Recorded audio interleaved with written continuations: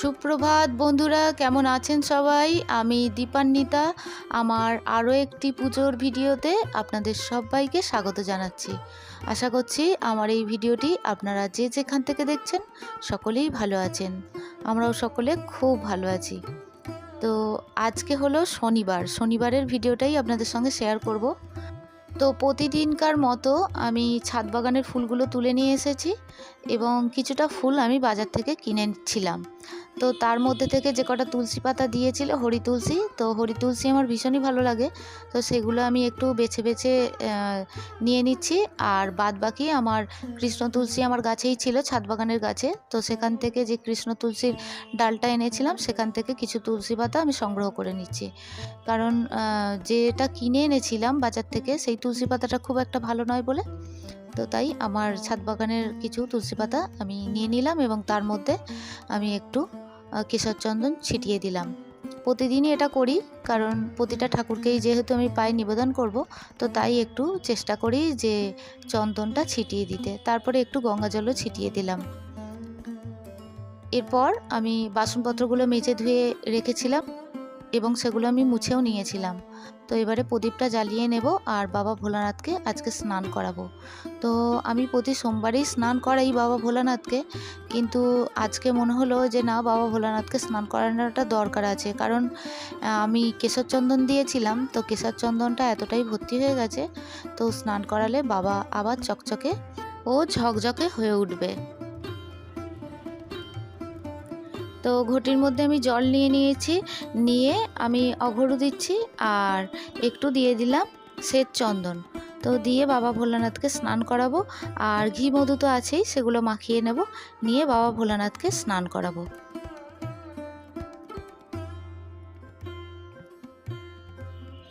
তো আমি বাবা ভোলানাথকে স্নান করাতে থাকি আর এর মধ্যে আমি কিছু কমেন্ট পড়ব। তো আমার মিষ্টি একটি বোন জ্যোতি জানিয়েছো যে লক্ষ্মীর ঘটের মধ্যে আম্রপল্লব তো দিতে হয়, মানে আমসর, তার উপরে পান, তারপরে কাঁঠালি কলা, এবং তুমি যেগুলো জানিয়েছো যে 1 গাঁট হলুদ, চাল মানে অখণ্ড চাল, কাঁচা কয়েন এবং ঘটের মধ্যে ডাবও দেয়া যায়, বেলপাতা দেয়া যায়। এগুলো আমি সবই জানি, জানো তো জ্যোতি। আমার বাপের বাড়িতে যেহেতু পুজো আশ্রার ব্যাপারটা একটু বেশি, তো ফলে সেগুলো আমি ছোট থেকেই দেখছি। এবং পড়াশোনা করতে করতে যেহেতু আমার বিয়ে হয়েছে, ফলে সেগুলো খুব একটা করতাম না, কিন্তু পুজো পারপাসে আমি মানে ছোটোবেলা থেকেই বাবা মার হাতে হাতে আমি কাজ করতাম। তো শ্বশুরবাড়িতে এসে হঠাৎ দেখি যখন আমি পুজো করছি, মানে আমার শাশুড়িমাই জল দেন, তো প্রথম থেকেই দেখতাম উনিই জল দিতেন। আমি যেহেতু পড়াশোনা করতাম, তাই বিয়ের পরে আমি পড়াশোনা নিয়েই বেশিরভাগ টাইমটায় আমি ব্যস্ত থাকতাম।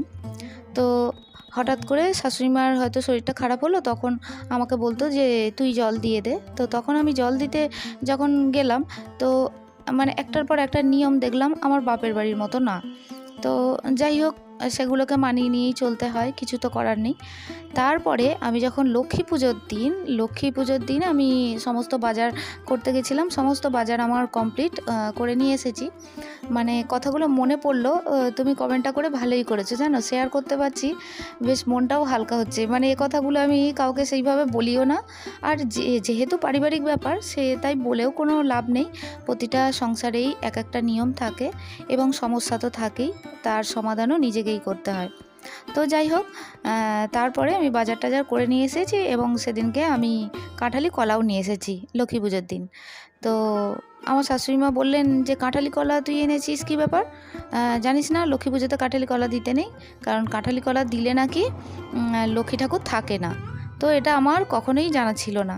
আমি মানে কথাটা শুনে হতবাক, এবং শুনলাম, কিছু বলারও আমার নেই যেহেতু উনি বলছেন, এবং বয়স্ক মানুষ। এবার আমি সেখানে যদি আমি বলি যে না, কাঁঠালি কলা দেওয়া যায় বা আমার বাপের বাড়িতে আছে, তো সেক্ষেত্রে আমার শাশুড়িমাকে আমার অপমান করা হয় বা উনি হয়তো মনক্ষুণ্ণ হবেন, এটা আমার মনে হয়েছে। তো তাই আমি আর কিছু বললাম না, তো কাঁঠালি কলাটা সরিয়ে নিলাম। কিন্তু দেখো জ্যোতি, এটা যদি হয়েও থাকে, তো আমরা কিন্তু লক্ষ্মী পুজোর দিন সত্যনারায়ণের সিন্নি দিই। তো প্রসাদেও যদি কাঁঠালি কলা না দেয়া যায় বা লক্ষ্মীর ঘটের মধ্যে দেয়া যায় না, সেটা তো আমি বুঝলাম, কিন্তু যখন সত্যনারায়ণের সিন্নি গুলছি, তাতে তো আমাকে কাঁঠালি কলা দিতেই হয়। এবার আমি যেহেতু সত্যনারায়ণকে পাশে বসিয়েই সিন্নিটা দেব, তো সেক্ষেত্রে আমি প্রশ্নটা করেছিলাম যে তাহলে সত্যনারায়ণের সিন্নিটা হবে কি করে? ওদের তো কাঁঠালি কলা দেওয়া হয় এবং আমাকে তো একই সাথে ভোগ নিবেদন করতে হয়। আলাদাভাবে তো আমি ভোগ নিবেদন করি না, মানে লক্ষ্মী ঠাকুর পাশে, তার পাশেই তো আমি নারায়ণকে বসিয়ে সেদিনকে সত্যনারায়ণের সিন্নিও হয় এবং লক্ষ্মী পুজোও হয়। তো যাই হোক, মানতে রাজি না, তো আমি আর সেই কথাটা আর বেশি ব্যাখ্যা করে বলতেও চাইনি। নিজের মনে মানে ঈশ্বরের ভক্তি যেটা আমার মনে আছে সেটা থেকেই আমি পুজো করি। আর বাপের বাড়ি কী দেখে এসেছি বা না এসেছি সেটা শ্বশুরবাড়িতে বলা মানে সেটা আমি আমার নিজের দিক থেকে মনে করি যে সেটা মূর্খামো ছাড়া আর কিছুই নয়, মানে কথাকে বাড়ানো আর কিছুই নয়, বা অশান্তি ভোগ করা, এটা মনে করি। তো যাই হোক, কেই বা অশান্তি চায় আর রাগারাগি বা কে চায়, তাই বলি না কিছু।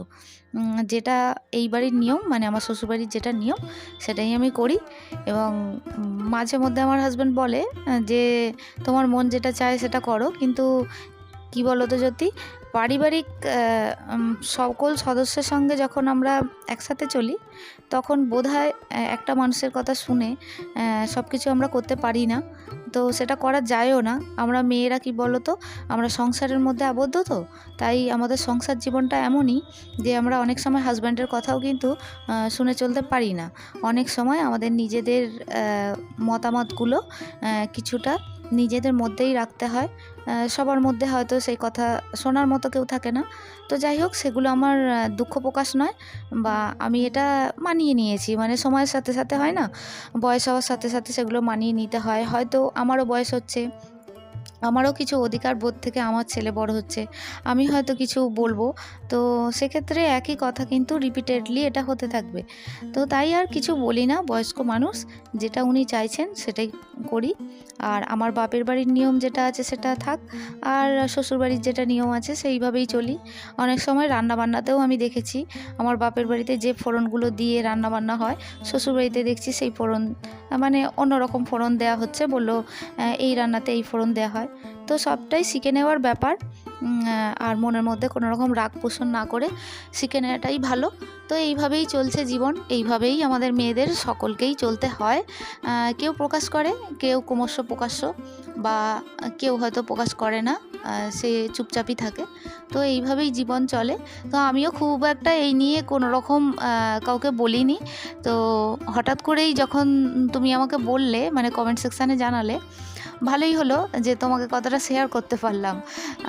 এইসব কথাগুলো খুব একটা শেয়ার করা হয় না, মানে ছেলেকে দিতে যাই আনতে যাই, বাড়ির মধ্যেই জীবন কাটছে। আর এই ইউটিউব চ্যানেলটা, ছোট্ট আমার চ্যানেলটি, এই চ্যানেলটার মাধ্যমেই যতটুকু তোমাদের সঙ্গে আমার কমেন্ট সেকশানের মাধ্যমে কথোপকথন হয়, এতেই আমার সময় কেটে যায়। যাই হোক, এই নিয়ে আমি বেশ ভালো আছি এবং খুবই ভালো আছি। তারপরে আমি আমার বাবুকে শেখাতে পারছি কী কী নিয়ম বা কিছু, তো ভালোই লাগে। তোমাদের কমেন্ট সেকশানে এইগুলো কমেন্ট পাই, আমি পরবর্তীকালে চেষ্টা করব যে ঠাকুরের বিষয়ে যে আমি এড়িয়ে যাই তা নয়। যারা কমেন্ট সেকশানে জানান, আমি চেষ্টা করি, আমি অনেক কিছু জানি না, সেইগুলো আমার তো শেখা দরকার। তো আমার জানা থাকলে অবশ্যই আমার ছেলেকে আমি বলতে পারবো। হয়তো কিছু বাধাবন্ধকতার কারণে আমি সেগুলো এখন করতে পারছি না, পরবর্তীকালে সেগুলো করতেও তো পারি। যাই হোক, ভালো লাগলো কমেন্টটি পেয়ে। তুমি আমার অনেক ভালোবাসা নিও, অনেক আদর জানালাম। তো এইভাবে মিষ্টি মিষ্টি কমেন্ট করো, আর আমার তোমার মিষ্টি মিষ্টি কমেন্ট পড়তে আমার ভীষণ ভালো লাগে। তো সুচরিতাদির কমেন্টটি পড়ব, যে আপনি জানিয়েছেন আমার প্রতিটা ভিডিওতেই আপনি কমেন্ট করেছেন যে খুব সুন্দর হয়েছে বোন তোমার পুজো। তো অসংখ্য ধন্যবাদ জানাই দিদিভাই আপনাকে, আর এইভাবেই মাঝে মধ্যে সময় পেলে কমেন্ট করবেন, আমার খুব ভালো লাগবে, আমারও ভালোবাসা নেবেন। তো আজকের মতো ভিডিওটি এইখানেই শেষ করছি। দেখা হচ্ছে আপনাদের সঙ্গে পরবর্তী ভিডিওতে। ততক্ষণের জন্য আপনারা সবাই ভালো থাকবেন, আর ভিডিওটি ভালো লাগলে লাইক কমেন্ট শেয়ার করতে ভুলবেন না। আজকের মতো টাটা। সব শেষে আপনাদের বলতেই ভুলে গেছিলাম, এই ভিডিওটি আপনারা দোল পূর্ণিমার দিন পাবেন। তো আপনাদের দোল পূর্ণিমার অনেক অনেক শুভেচ্ছা জানাচ্ছি। আপনাদের দোল পূর্ণিমা অনেক অনেক ভালো কাটুক এবং আনন্দে কাটুক। আপনারা দোল পূর্ণিমা কেমন কাটালেন তা অবশ্যই আমাকে কমেন্ট সেকশানের মাধ্যমে জানাবেন। আর এটা আমার প্রথমেই বলা উচিত ছিল, যাই হোক আমি শেষে বলছি, আপনারা কেউ কিছু মনে করবেন না। তো আজকে তাহলে আসি, আমি ধুনোটা দিতে থাকি, আর আমার ভিডিওটি আমি এইভাবেই শেষ করলাম। তো আজকের মতো টাটা।